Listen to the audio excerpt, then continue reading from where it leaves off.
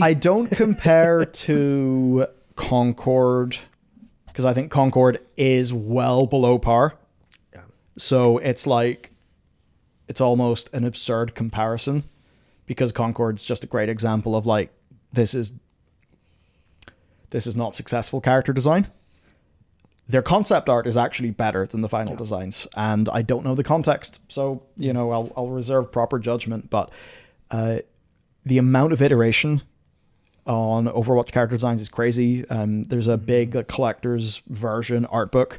I mean, it's an art book where people they're like, oh my god, at one point, Mercy was a man. I can't believe Blizzard changed the gender of Mercy. Oh my god. There was so much community anger whenever that came out, and anybody who's an artist who works in the industry just face palming like, oh my god. Communities are they were iterating through character designs, you stupid dense fucks. Anyway, get a job, please. Overwatch did benefit from a ludicrous amount of iteration on its character designs. Yeah. I think its original cast of characters, by and large, better designed than more recent cast of characters, but I think that's also because they're maximally different from each other, which is easier to do with a small roster.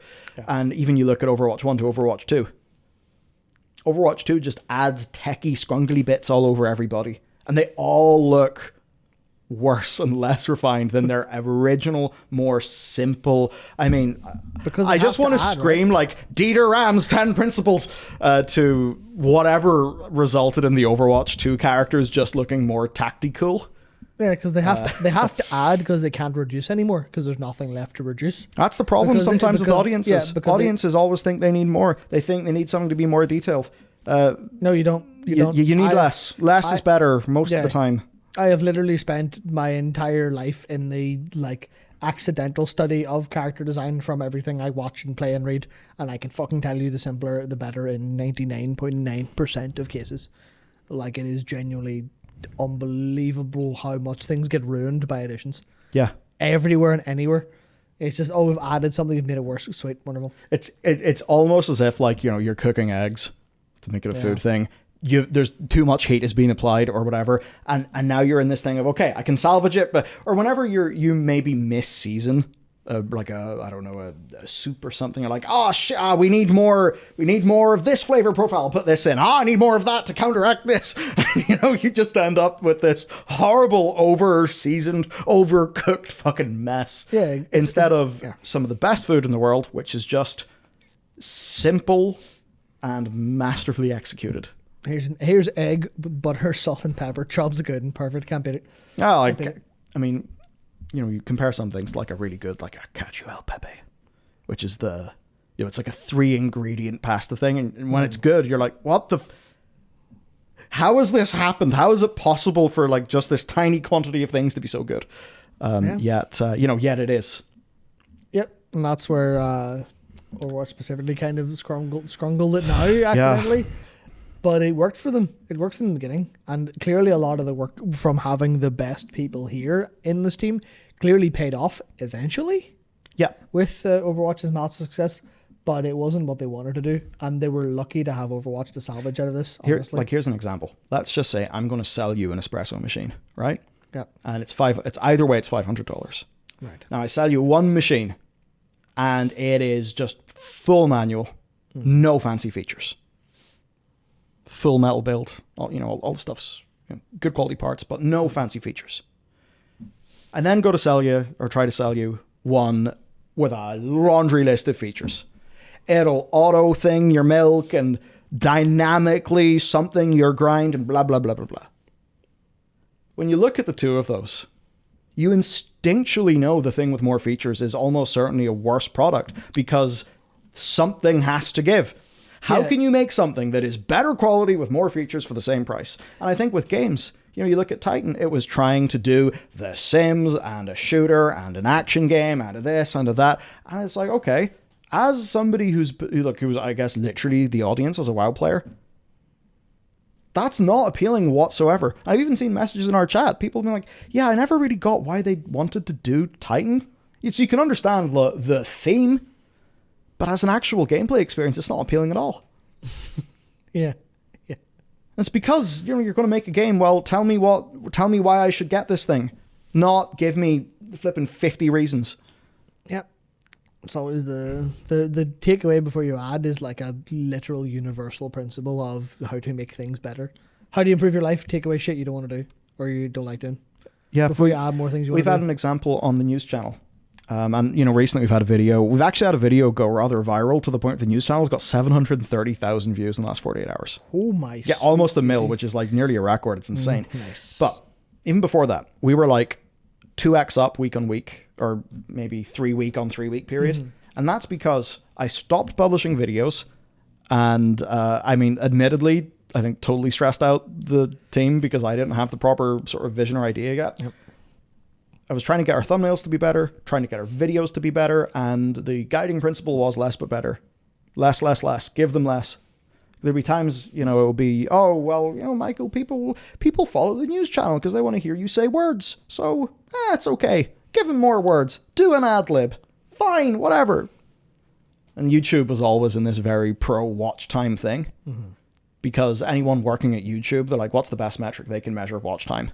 But watch time obviously does not mean audience happiness. And it clicked in me when I was like, well, there's times I'll just watch, the entire library of a creator when the videos are like 14 minutes long because they're good and it's a reliable product. So watching 2 14-minute videos is better than watching one 25-minute video. That's less good. Yeah. And so on the news channel, I drastically simplified the thumbnails and I decided to script videos again and have them be shorter. And the biggest success that channel's had this year is a 12-minute video. Some traditional YouTube logic would say, oh, you should make that a 45-minute long, uber, mega, whatever. But what fits our production and, because I'm writing, it's generally better quality, better signal to noise. And the entire guiding principle of that was not, how do I do something new? What's the new process? What's the thing, the widget, the distraction that can make the channel better? We require a whistle. Bell, if you... It was purely driven by less. How is there less in everything but it's better? And for the thumbnails, that was less design elements. But the things that are there, well, won't look quickly put together. I'll ensure that's a really good quality picture of Gabe. And if I don't have a good quality picture of Gabe, I will go and look at every upscaler on the flipping universe until I can get a good quality Gabe in the right expression. And there'll be nothing else in the thumbnail. And the copy will be simple. And it won't be too loud. And we've just seen 2x improvement. And I think it's just that lesson's everywhere. In so many successes, it's about reducing first. Mm-hmm. A lesson to live by, I actually think. Though I will especially say, in a consumerist world, a lesson to live by. Because everyone's trying to sell you the solution, but the solution to your problem is almost certainly to stop doing something. Not to buy something new to fix the problem. I mean, look, if you need like a drill because you need a tool, obviously, Yeah, it's there's a hyper version of that.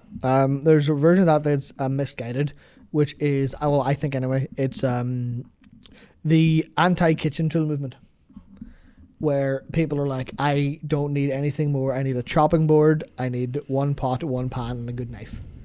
I don't need anything else. And I sort of agreed with that until I got annoyed peeling a carrot one day and used a vegetable peeler and went, well, that's better, fuck's sake. Or whenever I was like, okay, I have a couple of pans that are not very good. I'll go buy a new one that's different. And I'm like, oh, that's better now, sweet.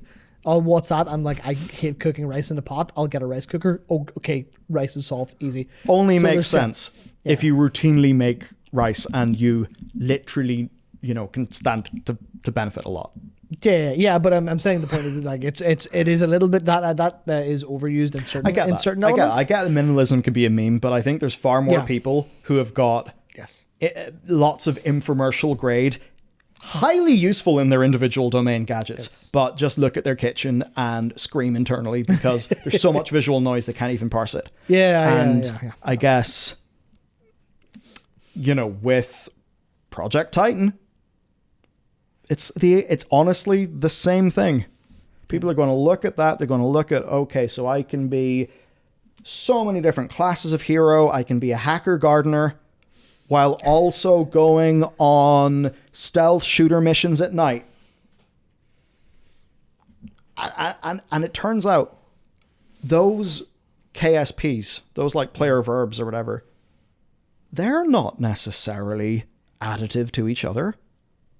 In fact, somebody might like two of those, but not like the other two. And because they don't like the other two, they go somewhere else.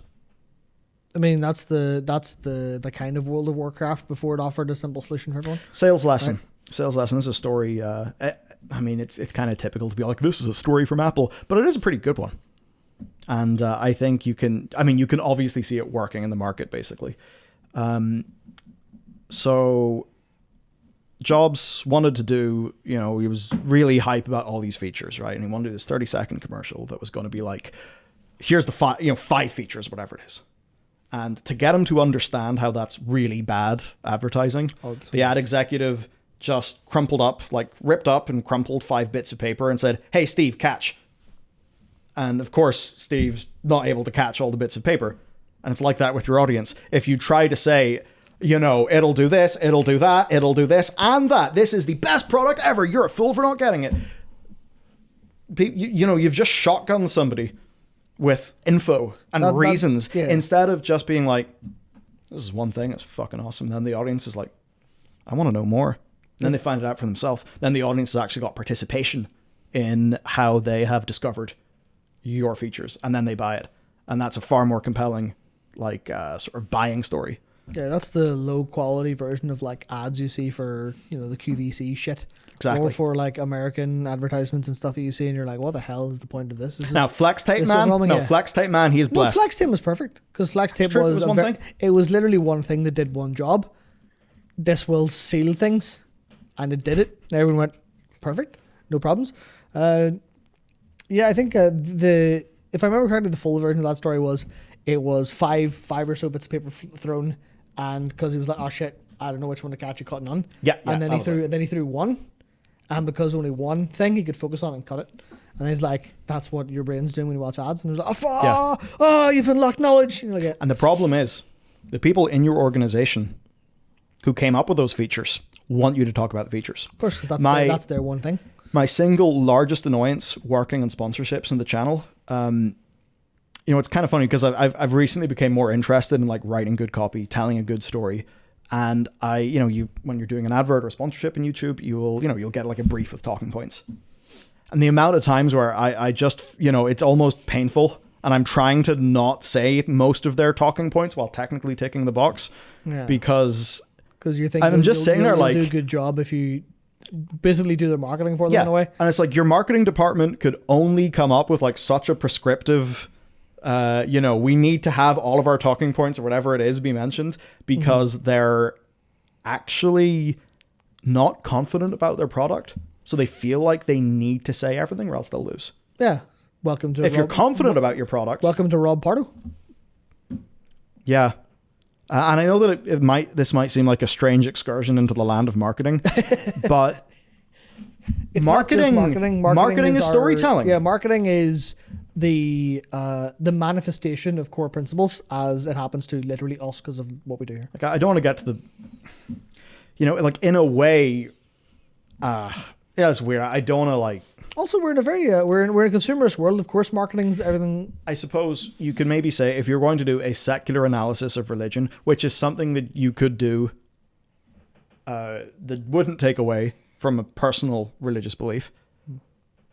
One could say that parts of religion serve as strong marketing for cultural values because overall the group does better when they have these cultural values to bind them together, and that's sort of told with some form of story that has a ritual that exacts a cost. Generally, I don't recommend we all go out starting religions, but it's kind of like that in marketing. It's all storytelling, and at the end of the day, what is a game? A game is a story, and a lot of people say no, a game is gameplay. Well, no, the gameplay is the thing that tells the story. It just, it doesn't have to be a story in a traditional sense with words. The game's a story, but not the story of the game. The story of the game isn't the story of the game. Yeah. It's the story about the game. I don't know if Valorant has a story, but it has a story. Yeah, but it has an experiential story. There's something that magnetic. What does being good at Valorant say about you? You have too much time on your hands and are 19 to 21 years of age. There you go. That's the story. And with Titan, as evidenced by any time I've seen, evidenced by the chat in this stream, and any time I've seen people talk about it, it is that flipping Steve Jobs story with the crumpled up papers. Exactly. Yeah. Whereas Overwatch, you know exactly what it is. It's like Team Fortress 2, but it's obviously different in this compelling way. That's it. Yep. Done. You don't need anything else. And I think with Titan, they just spent 7 years making enough art for 5 games. That's just art. It's just art. How many other things did they make? How many of those systems were really fun and good and never made it to actually anything playable? All that fishing and gardening stuff, because I love a good bit of fishing in a game. Gotcha. I tell you what, which actually does bring me to a point where I will say specifically, just because there's the easy but you're wrong responses to this, which are the Like a Dragon series and also Final Fantasy VII Rebirth. Both of those it's wrapped up in a primary story. Yeah, they're wrapped in a primary story. All of the additional bits do serve because they're all really, really, really fucking. But also, why do they work? They work because of a specific vision of like Yakuza culture. Yeah, and how that wraps all of those things together. And the not just Yakuza culture, because later on you've got the mad matter elements and like Infinite Wealth of Crazy Taxi, but delivery driving in the so that's different. But like they're all additions, but they're all framed very nicely within the overall thing. But the additions happen after. I don't know. Why did because I know that they renamed it from Yakuza to Like a Dragon, but I then saw something that also still has Yakuza in the title. I don't know, but anyway, Yakuza was Yakuza, and then the crazier things happened after. They started to branch out a little bit more with 7 and 8 when they moved away from Kiryu, but as the primary protagonist, because each man is now. But with there was still crazy stuff, but it was wrapped up within the subculture of like Japanese nightlife and stuff in the earlier games, and then it kind of pushed the boat out later when they moved to Hawaii, but it was part of the series' identity at that point anyway. Yeah. To have crazy fun mini games like the business development and all that. And okay, so as an example, if it was, I mean, I don't want to just suddenly be like, well, you know, Italian Americans don't do karaoke. I don't fucking know. This is a stupid point, but if you use a crime culture from somewhere else. Well, if you were to have the exact same feature set as Yakuza, which is something that is rooted in at least a cursory understanding of that culture. If you were to just like one-to-one map every gameplay thing to Mafia, it's like, well, I'm sure people in the Mafia can enjoy karaoke together. But I don't think, I mean, think about where our office is, very close to karaoke rooms, and like, it's a big thing in Asian culture. Yeah. Maybe, so if you're going to do that, but it's going to be a Mafia thing, maybe you could, there's going to be different, I guess, specific gameplay mechanics that like fulfill that vision. I say this all knowing very little about that culture. But yeah, that's the thing with retorting with Yakuza. Yes, it does have all of that, but only because the overall narrative framing, it's all cohesive. Yeah, not just narrative framing, but like experiential framing as a player. Yeah, that's what I mean. Yeah. Yeah. The same with 7 Rebirth, where it's like, it's all an extension of this world that's FF7's remake. That all works perfectly fine. All works perfectly fine with this. I mean, people would say Command & Conquer has this problem where people aren't interested in RTS. Okay, what are we going to do? We're going to make it more approachable. We're going to remove some of the base building. Have a version of Command & Conquer that just opens the mechanical gameplay up to more people. They do Command & Conquer 4. Now, the problem is, people who are, again, when I say story, maybe experience, interchangeable word, I'm suddenly not interested. And the people who those changes were made for were never interested in the first place. It wasn't a mechanical thing for them. They just weren't interested in playing Command & Conquer because that's not the verb that resonates with them. So whenever EA tried to open up Command & Conquer by making it less mechanically involved, well, that was stupid. You've forgotten why people go to Command & Conquer. Yeah, that happens quite often. I mean, even from Team 1, Co-op Commanders in StarCraft's a really good example. You might have ladder anxiety. The story, the self-perception of being a StarCraft player, what StarCraft is, its essence appeals to you, but you don't feel like laddering. Well, Co-op Commanders is perfect for you. That's a great way of expanding the audience, but not in a Command & Conquer 4, let's kill the flippin' franchise edition way.